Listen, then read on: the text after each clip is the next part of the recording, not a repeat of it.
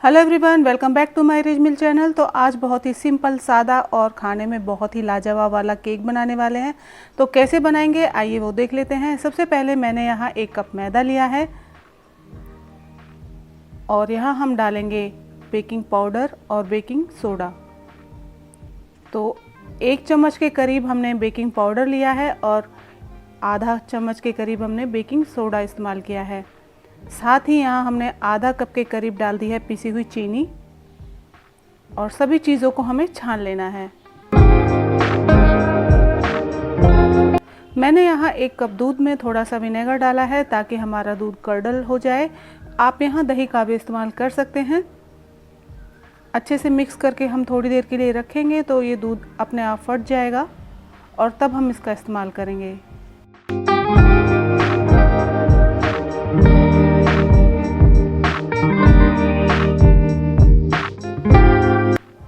अब हमें यहाँ दूध को धीरे धीरे डालना है और एक अच्छा सा स्मूथ सा मिक्स तैयार कर लेना है। तो इस तरीके से आप इसे मिक्स कीजिएगा। तो जैसे जैसे मिक्स होगा आप देखेंगे कि ये थोड़ा बैटर जो हमारा फूला फूला हो गया है। ये सब विनेगर की वजह से होता है। तो आप यहाँ देख सकते हैं फ्लफ़ी सा हमारा बैटर हो चुका है, लेकिन हमें इसे बिल्कुल लम्प फ्री करना है। तो अच्छे से इसे मिक्स कर लीजिएगा। साथ में मैंने 1/4 कप के करीब मेल्टेड बटर का इस्तेमाल किया है। तो सभी चीज़ें हमें रूम टेम्परेचर पर लेनी है, इस चीज़ का आपको ध्यान रखना होगा। और आप यहाँ देख सकते हैं इसकी कंसिस्टेंसी थोड़ी सी मुझे थिक लग रही है, तो मैंने यहाँ पानी डाल के इसे एडजस्ट किया है। आप चाहें तो यहाँ पानी की जगह दूध का भी इस्तेमाल कर सकते हैं। अच्छे से मिक्स कर लेंगे और एक फ्लोई कंसिस्टेंसी वाला हमें बैटर चाहिए। अब इसकी कंसिस्टेंसी एकदम परफेक्ट है। मैंने इस तरीके का बर्तन का इस्तेमाल किया है, आप नॉन स्टिक पैन वगैरह भी यूज़ कर सकते हैं। तो सारा बैटर हमने इसमें डाल लिया है। तो आज मैं इसे अवन में नहीं बनाने वाली हूँ, मैं इसे आज गैस के ऊपर पकाने वाली हूँ। तो वो देख लेते हैं। इस तरीके से सारे बैटर को इवन करने के बाद इसकी लिड लगाई है और बिल्कुल लो फ्लेम पर हम इसे गैस चलाकर रख देंगे। और अब मैं इसे 20 मिनट बाद चेक करने वाली हूँ।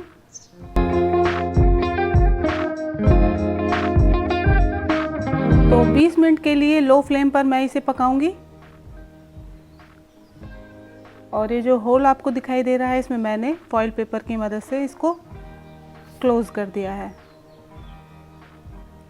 और अब हम आगे का स्टेप कर लेते हैं, आगे की तैयारी कर लेते हैं। तो यहाँ मैंने एक मीडियम साइज़ का मैंगो लिया है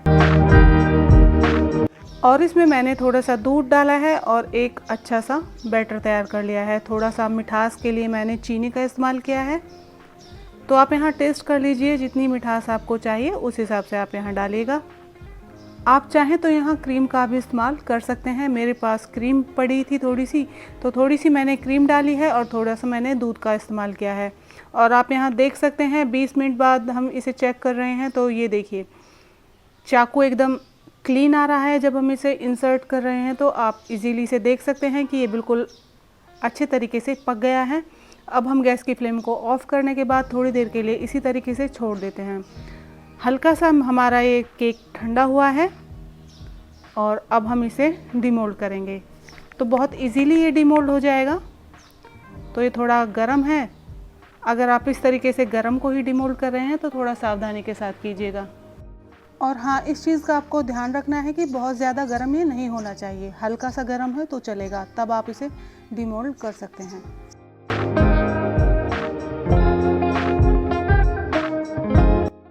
और अब आप यहाँ देख सकते हैं जितना ये दिखने में खूबसूरत लग रहा है, खाने में उतना ही स्वादिष्ट है। और हमारा केक बनके तैयार हो गया है। तो आज हम इसमें देने वाले हैं ट्विस्ट।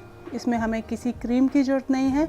आप इस तरीके से अगर बनाएंगे तो बहुत ही स्वादिष्ट केक आप बना पाएंगे। और आप कोई भी गेस्ट आए उसके लिए सर्व कर सकते हैं या बच्चों के लिए बना सकते हैं। और इस तरीके से आप प्रिक कर दीजिएगा इसे, ताकि जब हम आम वाला जो लिक्विड हमने बना के तैयार किया है इसे हम इसके ऊपर पोर करेंगे तो ये अच्छे से इसे अब्जॉर्ब कर लेगा और खाने में बहुत ही ज़्यादा जूसी लगने वाला है।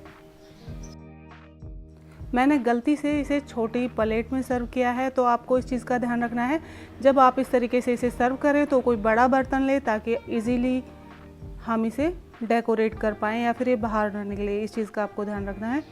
और चोको चिप्स वगैरह आप डाल दीजिए। यहाँ पर टूटी फ्रूटी का इस्तेमाल कर सकते हैं, रोज़ पेटल का इस्तेमाल कर सकते हैं।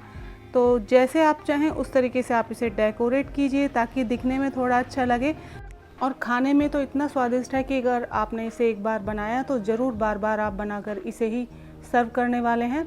और किसी गेस्ट के लिए अगर आपने इसे बना दिया तो वो आपसे ज़रूर पूछेगा कि आपने कैसे बनाया। और आपसे एक हम्बल रिक्वेस्ट, यदि आपको वीडियो थोड़ी सी भी पसंद आती है, थोड़ी सी भी अच्छी लगती है, तो प्लीज़ लाइक शेयर सब्सक्राइब करना बिल्कुल भी मत भूलिए।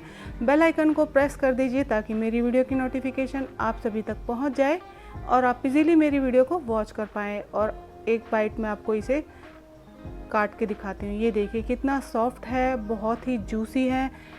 आप इसे ज़रूर बनाइएगा और जब भी आप इसे सर्व करें तो इसे थोड़ा सा ठंडा कर ले, उसके बाद इसे सर्व कीजिएगा। और हाँ, कमेंट भी ज़रूर कीजिएगा ताकि मुझे पता लग सके कि आपको मेरी वीडियोस कैसी लगती हैं और नेक्स्ट मैं वीडियो आपके लिए क्या बनाऊँ ये भी मुझे ज़रूर बताएं। तो फिर मुलाकात होती है नेक्स्ट वीडियो में नई रेसिपी के साथ। तब तक के लिए बाय बाय।